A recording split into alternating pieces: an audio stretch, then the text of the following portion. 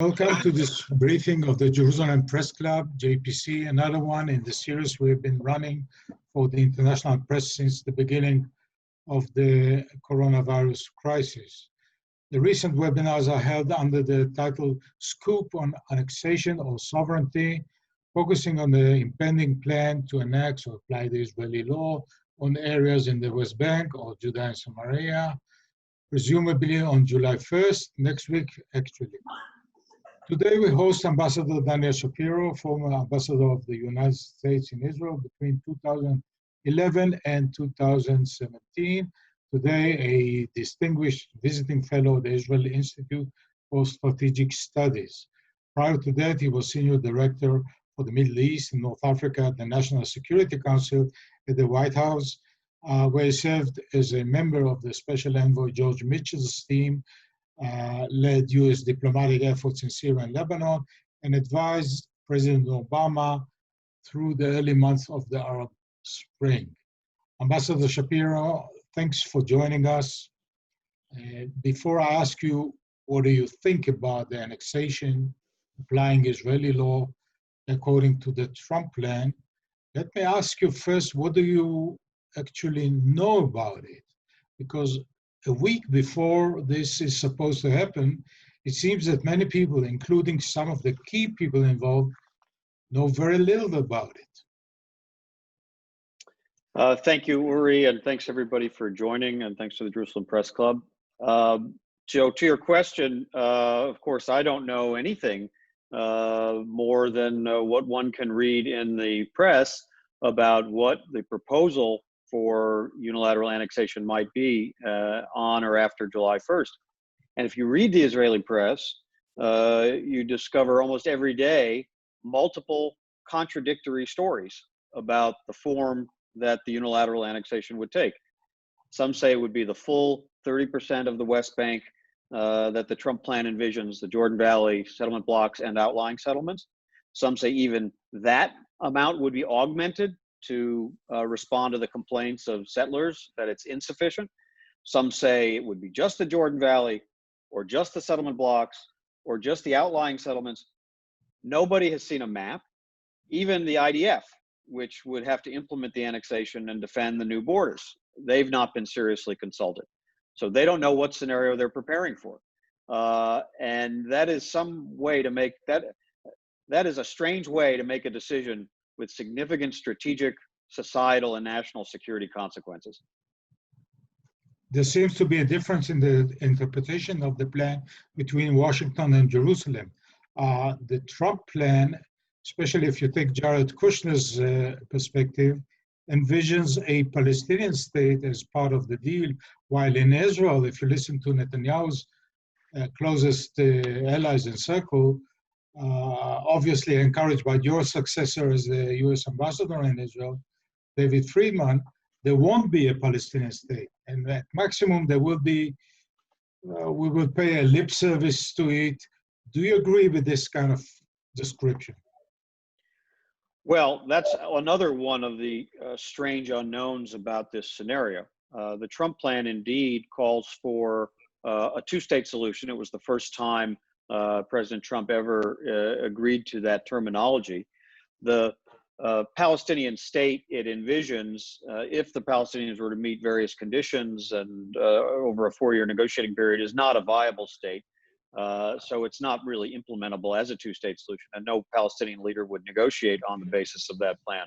So that's not a very realistic formula. So all that is really implementable at this phase is unilateral Israeli annexation. And it is interesting to listen to the different voices, even in the Israeli government. Just the other day, there was a op-ed in the Washington Post in which, in English, of course, in which indeed the Trump plan was described as facilitating what was called a realistic two-state solution. And that previous two-state solution proposals were unrealistic, but this one is realistic. But no Israeli official in Hebrew has endorsed the concept of two states or has endorsed the creation of a Palestinian state. In fact, they will tell opponents of annexation because they fear that the Trump plan might facilitate a Palestinian state, don't worry, that's not on the table and it won't happen. The Palestinians will reject the talks, and so we don't ever have to worry about that coming into being. So there's a bit of a double talk going on depending on which audience is being listened to. I do have to say one thing about this, which is that while I think the Trump plan is a poor plan and not a realistic vision for a two-state solution, the fact that for the first time President Trump did endorse the concept of two states and the concept of a Palestinian state, acknowledging various conditions that have to be met, does create an opening for future administrations to say, well, we are acting consistently with this long-standing American consensus through Democratic and Republican administrations that the outcome should be two states, an Israeli secure state of Israel side by side with a state of Palestine, living in peace and security and mutual recognition with one another. And the issue to be resolved are the borders and the conditions and the security measures and recognition and that sort of thing. And so in that sense, the Trump plan, even if it is eventually put on the shelf by some future administration, may actually keep the two-state solution more viable than some of its own authors actually intended. That's a very innovative interpretation, I would say. Anyway, it has long been the policy of the United States, starting with the Hansel memo of the State Department in 1978, that settlements were illegal. But there was a shift over the years imposed by reality, like the Bush-Sharon memo that Israel shouldn't return to the 1949 borders, President Obama highlighting land swap. But recently, Secretary of State Pompeo announced that he disavows the Hansel memo, and therefore settlements are legal. If Democrats win in November, can this be reversed, or should it be reversed, or it doesn't matter at all?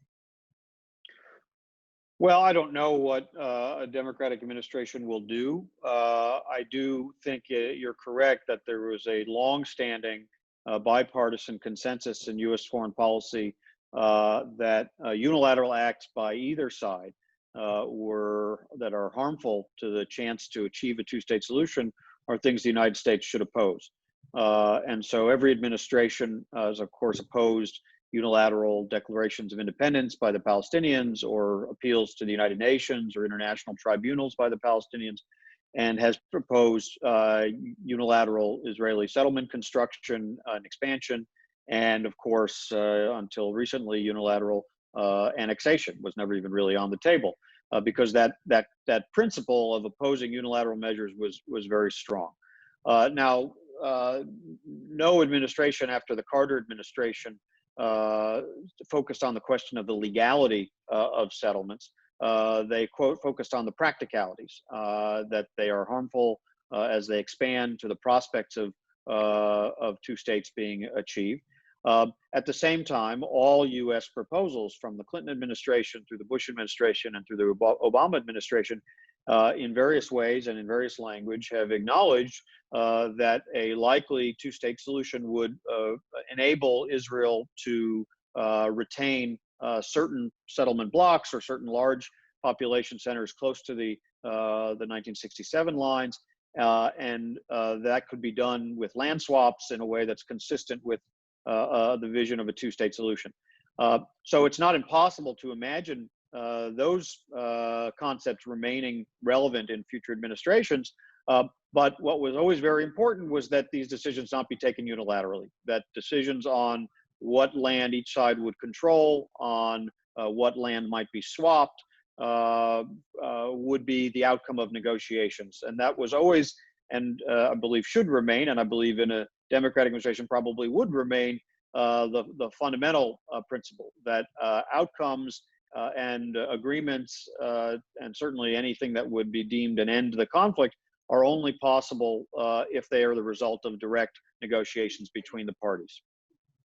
So if one of the pillars or the two pillars of the American policy were opposition to unilateral steps and the pursuit of a two-state solution, Do you think that unilateral annexation now would inflict a death blow to the two-state solution?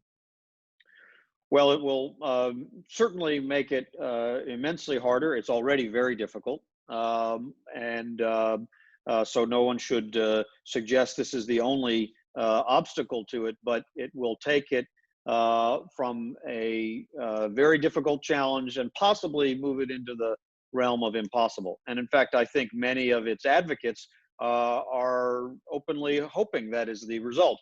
They don't want to see a Palestinian state emerge. They want to make sure that the outcome is something less than a Palestinian state, some perhaps long-term autonomy, but not the two-state solution that was originally envisioned.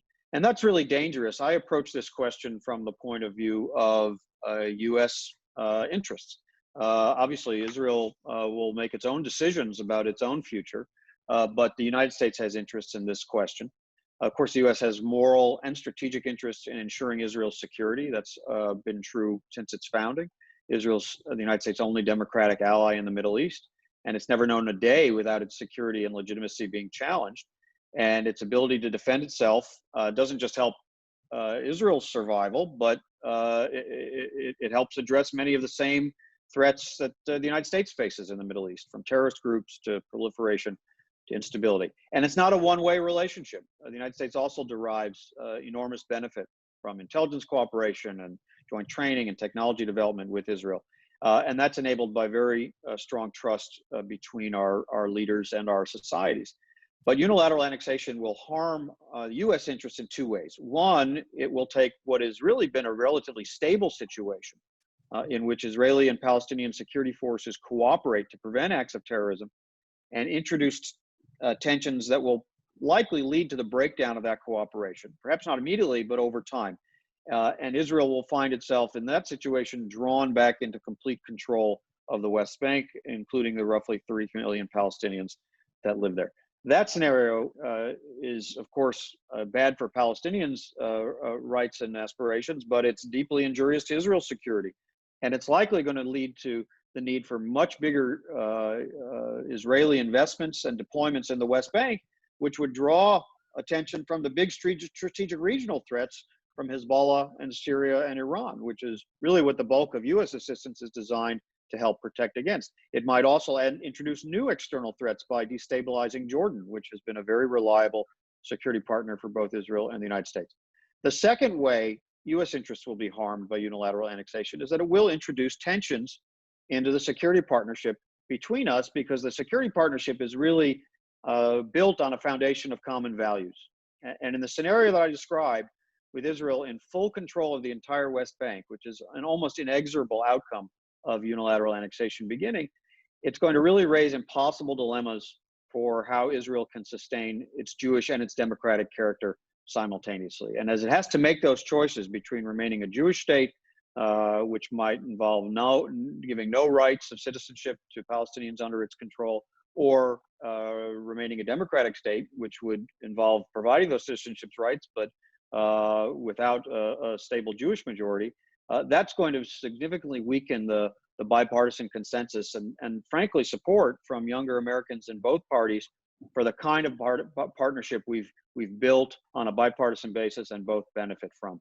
So the U.S. has a strong stake in this, and obviously the current administration makes current policy, but there is an entire political party in the U.S. System, the Democratic Party, that has, in a very clear and consensus voice, including the strongest supporters of Israel within that party, people like Chuck Schumer and Nancy Pelosi and Ted Deutsch, people who have really fought for Israel's security time and time again, have said very clearly to Israel in a friendly way, this is a mistake. We see this as a very damaging, unilateral annexation as a very damaging decision for U.S. interests, and we urge you not to go through with it, and certainly not to go through with it in the closing phase of a very competitive U.S. election, when the nominee of the Democratic Party has also indicated that this is something that he opposes. Obviously, that's not a good way for any Israeli government and any new U.S. administration to start their work together. You mentioned the security ramifications, not only for Israel, but also to the United States. I think you wrote about it together with General John Allen, president of Brookings Institute, a former negotiator between Israelis and Palestinians under the Obama administration. Can I ask you about, you were involved in the securing the military aid deal, which was unprecedented. What is your view about what I think is some kind of ungratefulness of Israelis toward President Obama and their like fixation on President Trump? Well, I don't. First of all, I don't have any regrets about the 8 years of the Obama administration, which I served. We were strong supporters and close partners of Israel, dealing with all of its security challenges, including missile defense, things like Iron Dome, bringing the best U.S. military equipment and protecting Israel's, standing up for Israel's right of self-defense in conflicts in Gaza and in Syria. And of course, you mentioned the $38 billion military assistance MOU signed in 2016. There's a lot to be proud of there, including also, and you mentioned, strong efforts to promote a two-state solution, obviously unsuccessfully, but with a heavy focus on meeting the security needs of that arrangement. And John Allen, former General John Allen, was our partner in that effort. So there's a lot to be proud of in that regard. I don't begrudge Israelis who believe President Trump is a friend and supporter of Israel. He certainly is, and he's done things that many Israelis appreciate. But of course, this relationship is really one that has been made stronger and durable because it is built on a bipartisan foundation. And to embrace one administration, especially a very divisive administration in American society and American politics, to the exclusion of hearing the views and taking seriously the positions of friends in the other party, especially in an election year, seems to me not to be a fruitful way to ensure that the bipartisan consensus around Israel continues for many decades to come, which is absolutely my goal and the goal of many of my colleagues in the Democratic Party. So I think one can be appreciative of President Trump if one is Israeli and appreciates things he's done, but he won't be president forever. He may not be president much longer. And we want this relationship to be strong and durable and have broad support across American society for the long term. But that requires taking into account a range of views across the American political system. But surely the move of Netanyahu away from the traditional bipartisan approach didn't start now with annexation, but even before on Iran, on the Iran deal. And it seems that Netanyahu has put all his eggs in one basket, and that's Trump basket. And the question is, and he knows that Chuck Schumer and Menendez and others, staunch supporters of Israel, as you mentioned, are against it. Joe Biden himself said it. Still, he goes on with it. And shame on him who thinks evil, but perhaps Netanyahu tries to help Trump to be reelected by making his evangelical base happy? I don't want to speculate on the motivations of Israeli decision-making. Obviously, that is something that, that is an important principle between our two democratic systems, to respect each other's democratic systems. And I think, I'll just repeat what I said before, that what has made the U.S.-Israel relationship durable and strong and sustainable through many changes of administration, party control of the executive branch in the United States, and changes of leadership in the Congress in both houses over decades, has been a bipartisan consensus that has been built around several key principles: support for Israel's security and its legitimacy, and no compromise on either of those; ensuring Israel's ability and right to defend itself; recognizing the common threats we face and identifying them and working to mitigate them; and strengthening other aspects of our relationship, from intelligence to technology to our economic partnership, and helping Israel move toward conflict-ending agreements with all of its neighbors, integration into the Middle East, including, of course, a two-state solution that ends the Israeli-Palestinian conflict and gives both peoples self-determination and independence and security and mutual recognition. Those are core principles and pillars of what has been a bipartisan consensus in the United States for many, many decades. They were reiterated as recently as a year ago when the House of Representatives passed a resolution against BDS, but that included all of these other principles about security and legitimacy and other threats and the two-state solution. And it received 394 votes in the House of Representatives. The vast, vast majority of both Republicans and Democrats in the House of Representatives voted for it. Those are the principles that enable this to remain a bipartisan consensus. And when we start to move away from them or start to see identification of Israel as a partisan political wedge issue in American politics, which is certainly something President Trump has tried to do, calling the Democratic Party an anti-Israel, an anti-Semitic party, which is ridiculous, and accusing Jewish voters American Jewish voters who vote for the Democratic Party of disloyalty, which is offensive. That starts to harm the prospects for sustaining that bipartisan consensus and keeping this relationship strong and durable for the decades to come. If annexation goes on as planned, do you see any chance of it undermining the security cooperation between Israel and the United States? Well, I don't want to speculate on specific measures. Vice President Biden has said very clearly that he believes any conditioning or any reducing of our security assistance to Israel is off the table. He's called it outrageous and a gigantic mistake. He comes from a very deeply held view that Israel's security is a U.S. interest, and it has both a moral and strategic dimension. And I'm very confident that will remain the case.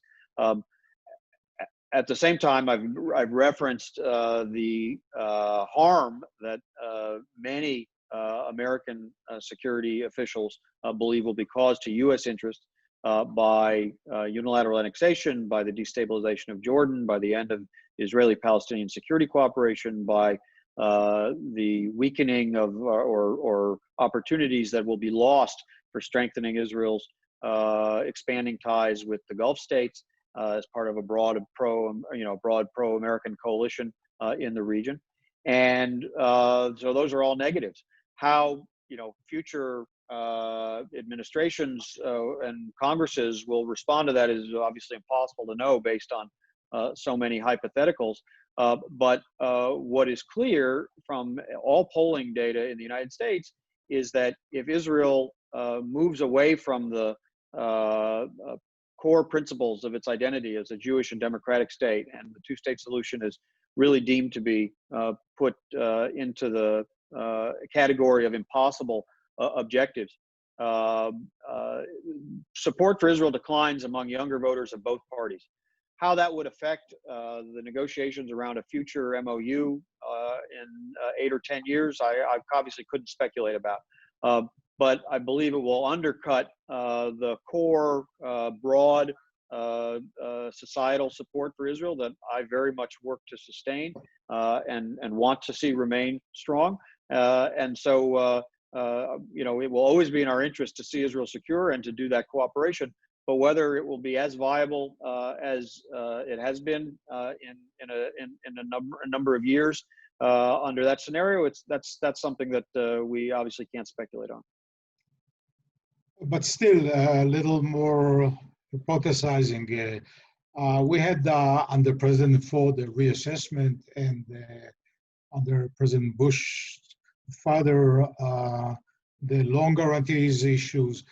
and these were Republican administrations. I mean, can a Democratic administration impose any sanctions against Israel, or maybe change its vote in the UN Security Council, or these kind of things? I don't really know, and I certainly don't want to speculate on what steps a Democratic administration might take if they inherit a situation in which unilateral annexation has already taken place. I certainly hope that's not the case. I think that would be a big mistake. Obviously, I think it's very likely that a Democratic administration, and certainly Vice President Biden has spoken to this, will work to take steps that keep a two-state solution alive and viable. It may not be achievable now. It almost certainly isn't under the current leaderships of both parties who deeply distrust each other. If steps, any unilateral measures by either side that undercut prospects for two states are things that he would oppose. And how to respond to steps that have already taken is a decision that administration would have to make. But I think it's very clear that trying to find a way to keep two states alive and viable will be at the core of that effort. It will have been made harder, certainly, by unilateral annexation. So I hope we don't find ourselves in that situation. Aren't we all crying wolf? We were warned that moving the U.S. embassy to Jerusalem might create a havoc in the Middle East, and nothing of the sort happened. Maybe the same will happen now. Well, I wasn't among those crying wolf about moving the U.S. embassy to Jerusalem. I felt it was the right move of the embassy. I felt it could have been done differently and better and should have been. But I didn't think there was anything inherently wrong about it. I also didn't cry wolf about the specific response to that measure. But I do think there is a qualitative difference. One is a measure by an outside party, the United States. Obviously, unilateral annexation is a measure taken by one of the parties to the conflict to unilaterally try to determine outcomes on the ground. So I don't think we can necessarily compare those two events, and so it's hard to know upon speculating what would be the reaction. But I don't even necessarily believe there would be an immediate blowback. I believe the greater risk is in the medium to long term. The greater risk in the medium to long term is that no Palestinian leadership, especially as Abu Mazen eventually leaves the scene and there's a succession, will find it politically viable to sustain a Palestinian Authority in its current form that was understood by many Palestinians as being the basis, the groundwork, the foundation for a future Palestinian state. If that is no longer a plausible outcome, that I don't believe it is. I believe it is very likely that the security cooperation, which every Israeli security official tells you continues and is useful and benefits both parties, and they want and they value and they want to see continue. I believe it's very possible that will be made, that will simply cease. It may be over time, it may be gradual, but that it won't be sustainable. I believe that a very significant number of younger Palestinians already make the case, and will even more make the case, that their interests are not in a two-state solution, but rather in a one-state binational outcome in which all people living between the Jordan and the Mediterranean have equal citizenship rights, and that will become a new international point of focus, which will engender a significant pressure on Israel. And in any of those scenarios, there are certainly security risks and possible possible outbreaks of violence, but there are also serious risks to Israel's status as a Jewish and democratic state, certainly to sustain both of those elements of its identity. And that is where I think the major risk lies, that in the medium to long term, the very concept of Israel as a secure Jewish democratic state, living separate from and alongside the Palestinian people who are achieving their rights and aspirations of independence and statehood, is really no longer seen as viable or achievable whatsoever. And the conflict shifts into a different mode of how will this binational reality be made permanent and be made livable. That's not a scenario that serves Israel's interests well, Palestinians' interests well, or, in my judgment, U.S. interests well at all. In 1981, Israel applied the Israeli law over the Golan Heights, and still this didn't stop few Israeli prime ministers, Netanyahu included, to negotiate with the Syrians the return of most of the Golan Heights. Maybe the same might happen with the West Bank. Well, that's certainly true, that a decision by a government can be undone by a future government. And annexation of the Golan Heights, which was not recognized by any government until President Trump did it about a year ago, was not an obstacle to negotiations on land for peace formulas with Israeli-Syrian negotiations. They didn't succeed, of course.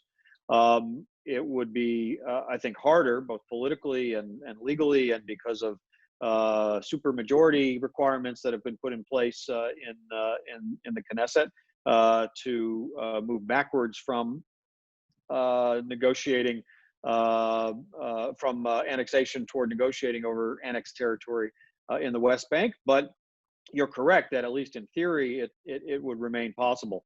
But I think we have to ask ourselves how likely that is. Again, the advocates for annexation are very clear that they intend to prevent a Palestinian state from coming into being. Palestinians who have certainly made many of their own mistakes and have frequently turned down offers at negotiations or failed to come to negotiations, but would look at that changing reality on the ground done unilaterally by Israel and very likely conclude that a Palestinian state is no longer achievable. And as the rest of the world adjusts to that reality, that brings with it its own pressures on Israel, and of course the internal pressures within Israeli society for those who will demand Israel work to sustain its Jewish and its democratic character, which are both not possible in that scenario. So, yes, anything is possible in theory, and maybe a future Israeli government will try to undo a major mistake of unilateral annexation if it takes place. But that's going to be harder in every direction. Okay, we are ready to wrap up, so we have time for two more questions. One, briefly, can you say, you talked about the long-term ramification, but do you see an immediate military conflict with the Palestinians and the Jordanians, maybe? Again, I'm not in the business of predicting immediate military or terrorist or violent outbreaks. I certainly hope that does not happen. But one obviously shouldn't be cavalier about those risks. I think the one of those that in the short term I find most concerning is the destabilization of Jordan. The King of Jordan has been very clear that he views unilateral annexation as deeply injurious to his own interests and stability and ability to sustain the partnership in the peace treaty that he has with Israel. Jordan is an absolute linchpin of security in the whole region, including as a partner to the United States. And so, while again, we shouldn't be necessarily accept at face value those warnings, we shouldn't be cavalier about something that could cause a serious destabilizing effect in Jordan, which is, of course, a society of majority Palestinian origin, and which events that happen on the other side of the Jordan River resonate very deeply in their society.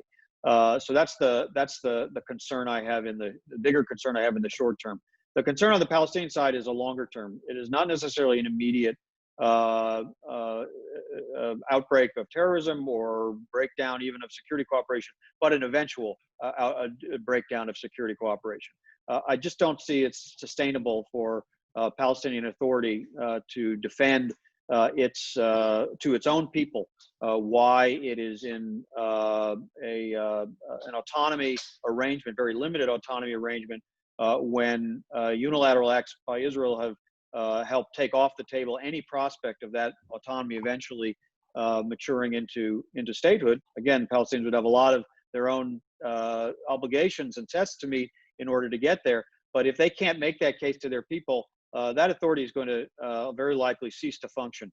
And the security cooperation that comes with it is going to be very likely put at great risk. And that draws Israel back into full control of all of the West Bank. Finally, last question. Can you accept or understand the idea proposed by conservatives, both in the US and Israel, that after decades of attempts and summits and shuttles of president, secretaries of state, envoys, which all failed to reconcile between Israeli and Palestinians, come Trump and reshuffles everything, saying to the Palestinians, look, if you want to keep rejecting everything, you're nothing but a bunch of losers, and we're going to proceed without you. Well, I understand the logic, and certainly the Palestinians bear their share, a significant share of responsibility for failed negotiations in the past, those they rejected offers in, those they didn't come to, the legitimization of terror at various times, and the failure to tell some hard truths to their own people about the legitimacy of Israel as a Jewish state. So those are legitimate. Israel also bears a share of that responsibility as well. That's how conflicts are. Both parties have contributed to the situation we are in. The problem with that theory that says to the Palestinians, you've lost the conflict, you've made all these mistakes, therefore we will now unilaterally determine the outcomes and impose them on you, is that what happens the next day? The Palestinians aren't going anywhere. They're there. The 3 million Palestinians who live in the West Bank are not leaving.